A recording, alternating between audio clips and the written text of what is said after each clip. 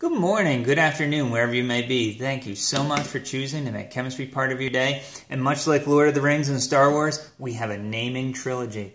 We did covalent, we did ionic. Let's do acids. And I don't mean to do acid as a drug, that's not a good idea. Alright, but naming is.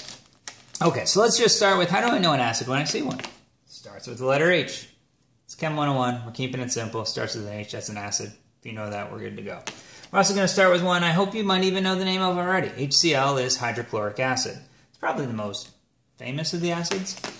And if we break down that name, hydrochloric acid, we can see that the chlor is the only part that's really specific to this. The rest is hydro something ic acid. And we're going to talk about two different acids. Binary acids, which again start with H, have one other capital letter. Keep it simple. The KISS theory. And then oxoacids would be H something oxygen. So 3 capital letters, 2 capital letters. That's our naming. All right. So if it's just 2 capital letters, it's just going to be hydro, the root, ic acid. So hydrochloric acid, hydrobromic acid, hydroiodic acid, that kind of idea. If it's 3 capital letters, H something oxygen, this is what we're going to call an oxoacid. It's going to be based off of a oxopolyatomic ion, meaning it's going to be one of those 8s and 9s. So I had a student a couple years ago come up with this method of remembering the rules. I ate something icky and came down with itis. So 8 becomes ic acid and ite becomes us acid. So I ate something icky and came down with itis. Works for you, great. If not, that's fine too. All right, so if we take SO42-, we have correctly memorized that sulfate. So that's an ATE. I ate something icky. So 8 becomes ic acid. So sulfate becomes sulfuric acid, and we have to put H's on to balance out the charge. So 2- charge means 2 hydrogens. Nitrite, NO2-, the ite, I came down with itis, ite becomes us acid. So nitrite becomes nitrous acid. And it has a 1 charge, so only 1 hydrogen. That's the naming. As you know, it's always good to practice what we do. So let's practice this very quickly. Name the formula, hydroiodic acid. So that hydro means it's only going to be 2 things. It's going to be hydrogen and whatever that root is. So iodic, that's going to be iodine. So it's HI. And as I like to say, it's a very friendly acid. And we're done. That's it.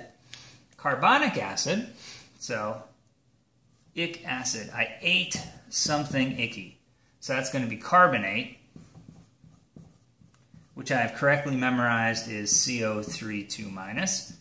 2 negatives means 2 hydrogens. Put those out front. H2CO3. Phosphorus acid. Us means ite. Itis.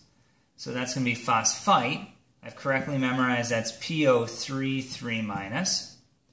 3 negatives means I need 3 hydrogens out front, and that becomes H3PO3. I'm going pretty quickly. We're actually not going to do a lot of acid naming in the course, but I do want to introduce this idea. And lastly, formula to name. So we want to imagine what this is without the hydrogen. So ClO4, I have correctly memorized, is perchlorate.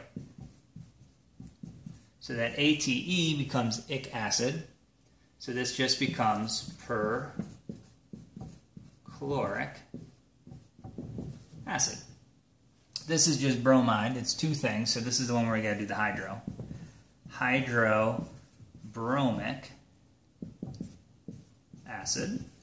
And as you might guess, we have 1 of each example. SO3- I have to correctly memorize as sulfite. So that ITE becomes us acid.